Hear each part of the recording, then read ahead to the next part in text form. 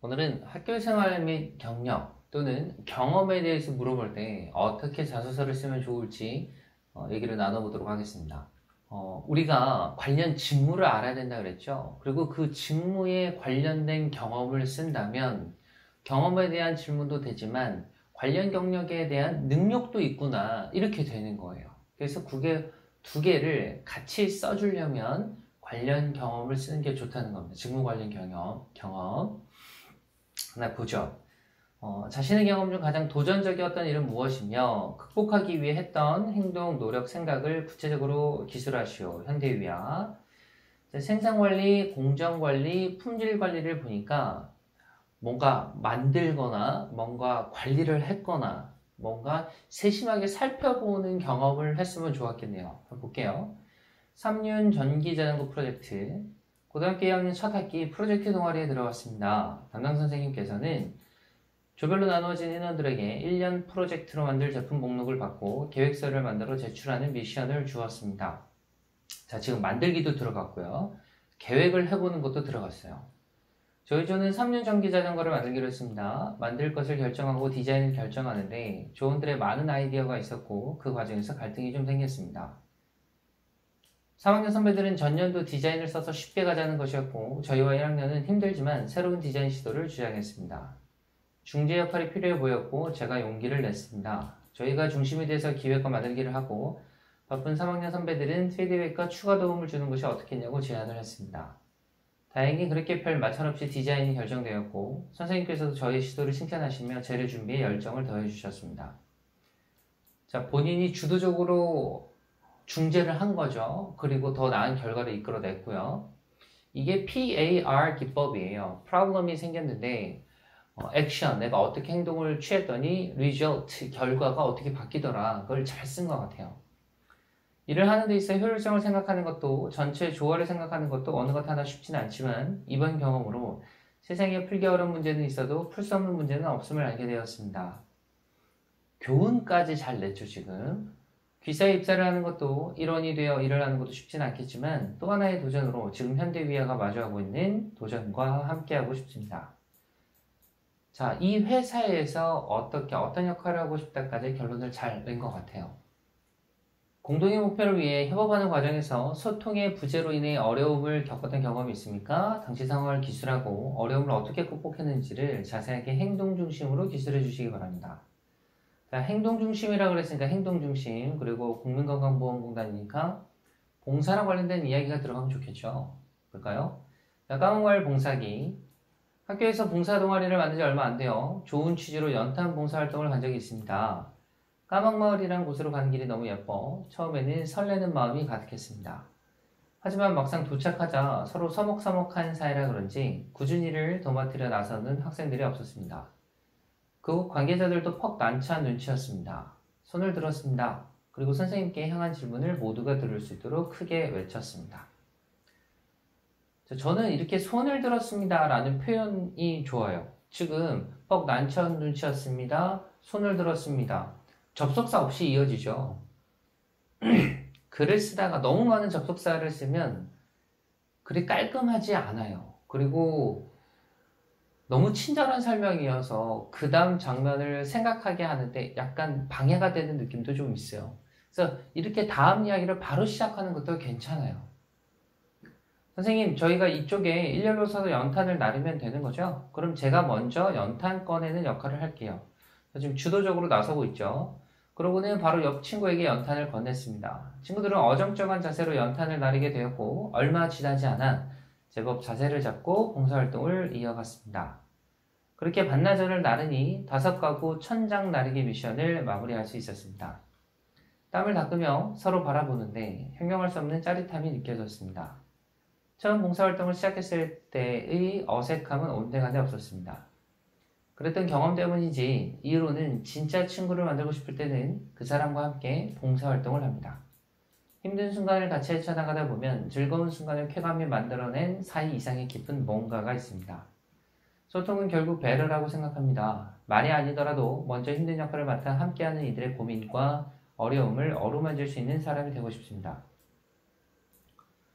자, 기본적으로 이제 건강보험공단에 있으면 우리 국민들의 애로사항을 나눌 경험이 정말 많죠. 그래서 거기서 어떤 마음가짐을 가지고 내가 임하겠다. 그거를 마지막에 결론을 잘 내준 것 같아요.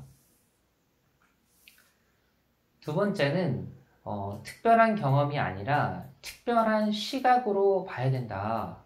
이런 얘기인데 학교생활 및 경력이나 경험 이런 것들을 얘기할 때 나는 경험이 없어요. 별로 해본 게 없거든요. 평범한 삶을 살았어요. 이렇게 말하는 친구들이 많아요. 근데 평범한 일도 어떤 시각으로 바라보느냐에 따라 의미 있는 일이 될 수 있어요. 그것도 한번 보죠. 재학 또는 재직 기간 동안 리더십을 발휘한 경험을 기술해 주십시오. 자, 웹젠이라는 곳에서 응용 프로그래머를 뽑고 있네요. 일단 그러면 프로그램을 하는, 기획하는 IT 활용력이라든지 분석력이 돋보이는 글을 쓰면 좋겠죠. 지원금 영원. 뭐지? 이거 자체가 궁금하지 않아요? 소제목 괜찮은데요? 학교 공부 말고도 여러 프로젝트를 경험하면 좋을 것 같아 2학기가 끝나갈 무렵 과외생 선배에게 학술 동아리 창단을 제안했습니다. 선배는 회의에 안건을 올리겠다며 프레젠테이션을 제안했고 저는 겨울방학 내내 기획안을 만들어 회의에서 압도적인 표 차이로 창단을 허락받았습니다. 하지만 그 과정이 호락호락하진 않았습니다. 선배가 없었기에 경험도 없었고 명분이 없기에 지원금을 확보하기도 쉽지 않았습니다. 그래서 영원이었나 봐요. 그래서 조금씩 부원들을 독려하며 무엇라도 만들어보려 노력했습니다. 그렇게 만든 첫 제품은 세탁물 관리 앱이었습니다. 실제로 뭔가를 만들었네요. 친구가 사는 기숙사에서 세탁물 관리 문제로 갈등이 끊이지 않아 그것부터 해결해보자는 아이디어로 시작한 작품이었습니다. 초기 예상보다 반응이 뜨거웠습니다. 기숙사 공고문에 공지한 지 얼마 되지 않아 앱의 유용함을 칭찬하는 댓글부터 수많은 아이디어와 디자인을 건의하는 글까지 학교 신문 메인을 차지할 정도로 한동안 핫 이슈였습니다. 제작 동기부터 과정, 결과까지 잘 한 문단에 녹아낸 것 같아요. 두 번째도 한 후배의 아이디어로 시작한 자동차 관리 앱이었습니다. 대학생이다 보니 자동차에 관한 정보가 적어 여러 후기를 종합해 정보를 제공하는 취지의 앱이었습니다. 그러나 이 앱은 기대와는 달리 호응이 적었습니다. 굳이 앱을 찾지 않아도 유튜브나 기타 검색 사이트를 활용하는 이들이 훨씬 많았기 때문이었습니다. 1년 동안 성공과 실패를 모두 경험하면서 얻은 건 영원에서 50만원까지 지원금이 올랐다는 것과 재밌네요. 이렇게 우리가 어떻게 한 것 때문에 지원금이 올랐다. 그전엔 0이었다. 소제목에서 지금 결론에 오기까지 스토리가 재밌게 이어지는 것 같아요. 새로운 것을 만들어낼 수 있다는 우리의 자신감이었습니다. 그리고 또 다른 뭔가를 이곳 웹젠에서 꼭 만들어보고 싶습니다. 자, 웹젠에서 이렇게 경험해 봤으니까 내가 이런 것까지 만들어 보겠습니다. 그것도 어디서? 이 회사에서. 이렇게 결론을 잘 냈죠. 하나 더 볼까요? 자, 편의점 민영이 학교생활 및 경험을 묻는 농심에서 제품 서비스 영업이다 보니까 대인관계력, 협상 설득력, 의사소통력이 보이는데 보이면 또 좋겠죠. 자, 아까 같은 경우는 동아리 활동했다. 누구나 말하는 것이지만 거기서 우리는 어떤 의미 있는 일을 말했다. 색다른 시각을 전했고요. 여기서는 편의점 민영이라고 하는 거 보니까 편의점에서 지금 인기 있는 드라마 이제 패러디를 한 것 같기도 하고요. 그 다음에 편의점에서 어떤 일을 했었던 것 같아요. 남들이 보기에는 평범한 아르바이트일 수 있지만 여기서 어떤 새로운 시각을 얘기하지 않았을까 싶은데 자, 마케팅에 관심이 많은 데 비해 내성적인 성격을 고치고 싶어 고등학생이 되어서는 적극적으로 친구들에게 먼저 다가가려고 노력했습니다. 하지만 이미 제 성격을 알고 있는 친구들이 대부분이라 쉽지 않았습니다. 그래서 다른 환경을 찾다가 편의점 아르바이트에 도전했습니다. 편의점에 들어오는 손님들에게 반갑게 인사를 했고 나갈 때는 따뜻한 인사로 배웅을 했습니다. 한결같이 차가운 반응에 도중에 멈출까도 생각했지만 마지막 기회다 싶어 꾹 참고 인사를 이어갔습니다. 그렇게 3주쯤 지나자 손님들의 반응이 달라졌습니다. 반복해서 오시는 분들은 반갑게 인사를 먼저 건네기도 했고 어떤 분들은 1+1 행사를 하는 음료 하나를 건네 제 수고를 달래기도 했습니다. 좀 더 자신감이 붙은 저는 고객이 제품을 찾기 전에 먼저 제품을 손수 건네기도 했고 비슷한 제품이지만 더 효율적이고 싼 제품을 권하기도 했습니다. 연신 고맙다는 반응에 더욱 자신감이 붙은 전 학교 생활에서도 변화를 주기로 했습니다. 먼저 인사를 건네고 분명하게 의견을 주장하며 세심하게 경청했습니다. 2학년 1학기 반장을 할 수 있었던 것도 다 그런 제 노력의 결과였습니다. 처음부터 쉬운 시작은 하나도 없음을 배웠습니다. 그리고 인내를 가지고 목표에 도전할 때 성공 여부를 떠나 큰 배움이 있음을 알게 되었습니다. 이곳 농심에서도 먼저 인사하고 먼저 공부하고 먼저 결과내는 사원이 되도록 하겠습니다. 재밌는 글을 썼네요. 소제목부터 시작해서 처음부터 완벽하진 않았지만 어떤 과정을 거쳐서 오히려 그 배우면서 내가 확실히 뭔가를 하게 됐다. 그리고 내가 반장도 했다. 이런 결과도 이뤄냈고 그 결과를 이제 농심이라는 곳에서 내가 새롭게 만들어내고 싶다까지 포부까지 잘 나타내준 것 같아요. 자, 이렇게 스토리를 쓰는 게 자신 없다. 그러면 적어도 이거 3개 정도는 쓰도록 하죠. 학교 생활 및 경력이나 경험에서 기본 틀 잡기 이 셋 중에 2개는 써야 돼요. 여기 하나 있지만 직무에 필요한 역량 요거는 꼭 알아야 되고 그거랑 관련된 교내 활동을 쓰든가 교회 활동을 쓰는 거죠. 교내 활동은 자율활동으로 했었던 거 있죠. 뭐 학급회장이라든지 동아리 활동, 대회, 그리고 축제, 체육대회 등 이런 교내 활동이 되겠고 교회 활동은 봉사활동이라든지 대회, 진로활동, 아르바이트, 인턴, 도제, 탐방 등 자기가 겪었던 이야기들을 풀어내면 되는 거예요. 그리고 제가 말했죠? 그게 다른 사람이 보기에 평범한 활동일지라도 자기가 어떤 시각으로 어떤 의미를 보여주느냐에 따라 달라진다고요. 한번 보죠. 자, 지금 영업유통 중에서 영업이랑 영업관리 직무에서 내가 필요한 직무 역량이 먼저 보니까 대인관계력과 협상 설득력, 의사소통력, 도전정신, 고객 지향력이 있으면 좋겠네요. 그래서 2017년 문해 창작 동아리 회장 활동을 했었고 동아리 회원 관리를 했는데 이게 교내 활동이네요. 그리고 교회 활동을 보니까 경기권 문해 창작 공모전을 운영했었고 안산시 20여 개 학교 홍보를 했었고 안산시청 홍보 부탁을 했었다. 지금 같은 경우는 교내 활동이랑 교회 활동이랑 이어지네요. 이러면 더 좋죠. 이걸로 글을 한번 써볼까요? 본인이 가장 기억에 남는 실패 경험과 이를 통하여 배우거나 느낀 점, 그리고 비슷한 상황에서 이를 극복한 경험이 있으면 어떻게 극복하는지 기술하여 주십시오. 농협이네요. 해봤어? 이거 누가 많이 했던 말인데 2017년 3월부터 1년간 문해창작 동아리 회장 활동을 했습니다.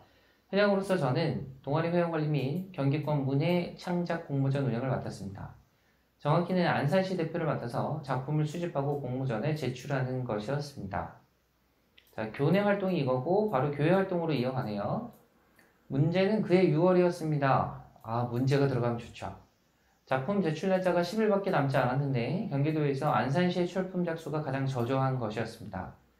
적잖이 당황했지만 천천히 문제를 살피기로 했습니다. 안산에 있는 21개 학교를 발로 뛰면서 각 학교 동아리 회장들에게 나부터 캠페인을 부탁했습니다. 그 캠페인으로 각 학교 문해창작 동아리 회원들부터 글을 쓰기 시작했고 입소문이 퍼지면서 일반 학생들까지 참여율을 높일 수 있었습니다. 또 한편으로는 안산시청의 공모전의 당위성을 설명하며 홍보 부탁을 드리기도 했습니다. 다행히 포스터와 현수막 지원을 받아서 많은 홍보 효과도 볼 수 있었습니다. 그 일주일간의 노력으로 안산시에서만 전년도의 2배가 넘는 140개의 출품작이 나오면서 역대 최다 수상자들을 배출하기도 하였습니다. 고 정주영 회장님께서 하셨던 말씀이 떠올랐습니다. 맞아요. 해봤어?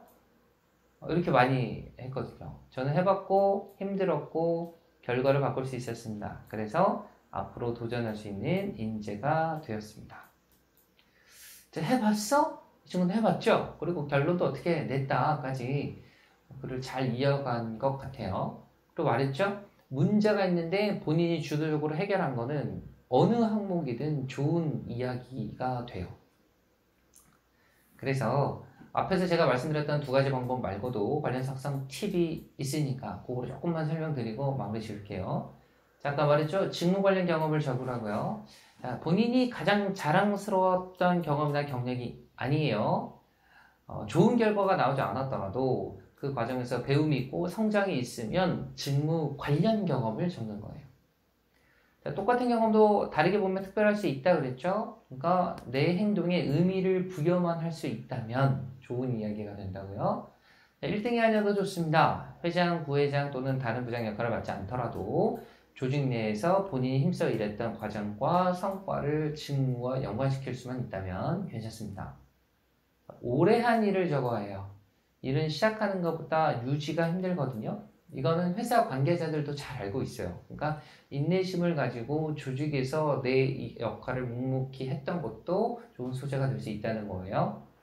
최근 경험일수록 좋습니다. 어떤 조직도 과거에 얽매여 있는 사람을 좋아하진 않기에 최근 내가 성장하고 배울 수 있었던 경력이나 경험을 찾으면 좋다는 얘기입니다.